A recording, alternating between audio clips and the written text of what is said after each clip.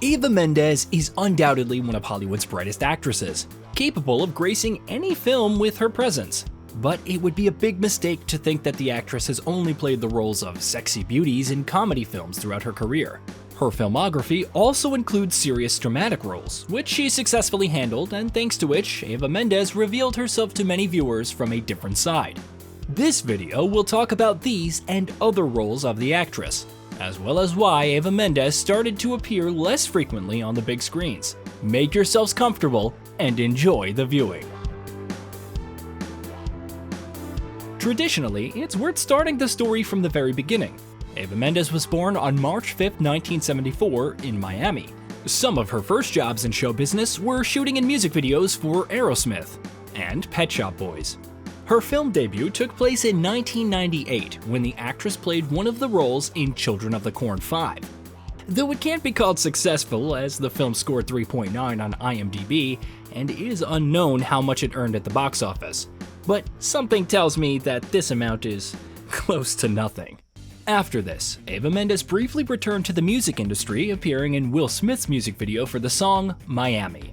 That same year, Mendes appeared in a cameo role in the film A Night at the Roxbury. And in the Pamela Anderson TV series, yes, there was one called VIP. I even remember they showed the latter on some channels in my childhood, but for the life of me, I can't remember the plot of the series. But on the other hand, people didn't watch this series for the plot. In the late 90s, the actress had a couple more projects such as My Brother the Pig and the series Mortal Kombat Conquest. But the actress's participation in these films was minimal. The amount of screen time for Eva Mendes began to increase in the early 2000s. In 2000, she starred in the thriller Urban Legends 2 and the action movie Exit Wounds, in which the main roles were played by Steven Seagal and DMX. But the actress really managed to attract attention in 2001, when she starred alongside Denzel Washington in Training Day. The movie was warmly received by the audience, earning over $100 million at the box office, and it became a stepping stone for Eva Mendes towards larger roles. Director Robert Rodriguez noticed the actress and invited her to his movie Once Upon a Time in Mexico, where among others Antonio Banderas and Johnny Depp also starred. Another noteworthy appearance of the actress was in the Fast and the Furious franchise, specifically in the sequel Too Fast, Too Furious. However, Mendes couldn't stay in the franchise for long, and all the subsequent parts proceeded without her participation. The exception was the fifth part, where the actress got a small cameo. In 2003, the actress reunited with Denzel Washington, playing one of the main roles in the thriller Out of Time. The film received mostly positive reviews from viewers and critics, some of whom praised Eva Mendes' performance. When the actress had already amassed a decent number of dramatic roles, Mendes decided to change her image by appearing in the Farrelly Brothers comedy Stuck on You, alongside Matt Damon and Greg Kinnear. However, the audience received the film rather tepidly, rating it at a 5.8 points, while the critics mostly had positive things to say about it. And this is one of those rare cases where I agree with the critics. I like the movie too. In 2005, one of the best romantic comedies, Hitch, was released, where the actress once again got to work with Will Smith, though this time Will Smith was not singing, and Eva Mendes was not just an extra in a music video, but played the main female role in the movie. The film was successful by any measures. The audience and critics were unanimous in their complimentary reviews, and the total box office revenue amounted to nearly $370 million. Following this overwhelming success, there were 3 commercial failures. The films Wendell Baker Story, Trust the Man, and We Own the Night featuring the actress flopped at the box office and received very mixed reviews from the audience. After a slight hiccup, Mendes' career was on the rise again when in 2007, 4 films featuring her were released. The actress starred with Nicolas Cage in the movie adaptation of the comic Ghost Rider, which had a decent box office, earning $220 million, though the critics were not thrilled about the film. The actress's next project was the film We Own the Night, in which Joaquin Phoenix and Mark Wahlberg starred. Then came the movie Live, and the thriller Cleaner, where Mendes starred alongside Samuel L. Jackson. However, the beginning of 2008 wasn't the best for the actress. The film The Women, in which she starred, was panned by critics and was nominated for 5 Golden Raspberries for Worst Actress. Each actress in the film, including Mendes, received a statue. This was followed by another comic book adaptation called The Spirit, where Mendes starred alongside Gabriel Macht from Suits. Unfortunately, the film, apart from its interesting visual style, had little else to boast.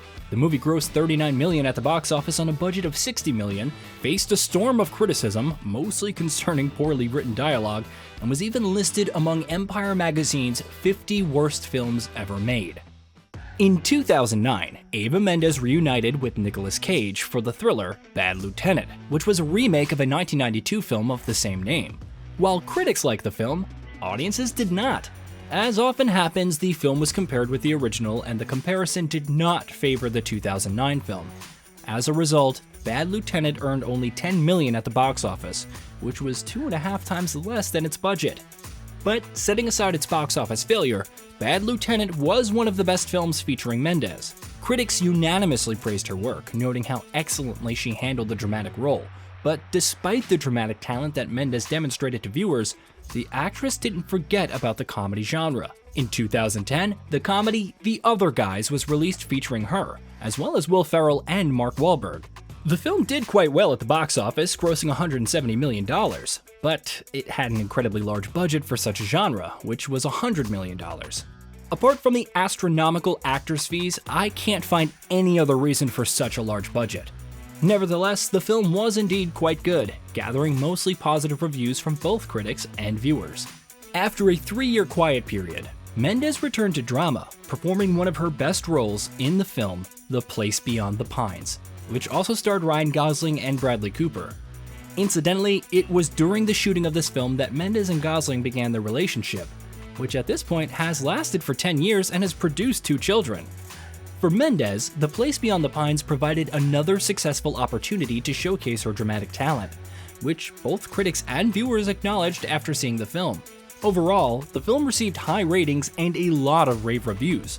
However, the box office wasn't quite modest for a film with such a star-studded cast, just $35 million, but that didn't stop the film with its $15 million budget from breaking even at the box office. In essence, The Place Beyond the Pines was the last major film featuring the actress. Of course, there were smaller projects in her career, such as her participation in Ryan Gosling's directorial debut, Lost River, but the film never made it to wide distribution, earning just $45,000 at the box office. Mendes hasn't appeared on the big screen for already 10 years now. The reason for the actress's prolonged absence from the screen is that Mendes shifted her focus from the film industry to other areas. During this time, she managed to launch her clothing collection, a bedding collection, as well as a tableware collection. Additionally, the actress is the creative director of a cosmetics brand. But of course, the main reason for Mendes leaving film was the birth of her children. According to Mendes, the decision to leave cinema to dedicate more time to her children was fairly easy for her. However, she has no plans to leave the film industry for good. For instance, she recently voiced a character in one episode of the children's animated series Bluey, and on one of the American shows when host Whoopi Goldberg asked Mendes about her return to film, the actress replied that she is ready to start acting in films again and is currently waiting for the right project to return to the big screen. Well, at least I know one guy who I think can help with that. You don't turn your back on family. And that's the story of Eva Mendes. If you liked the video, don't forget to like and subscribe to the channel. That's all for now. Thanks for watching and see you soon.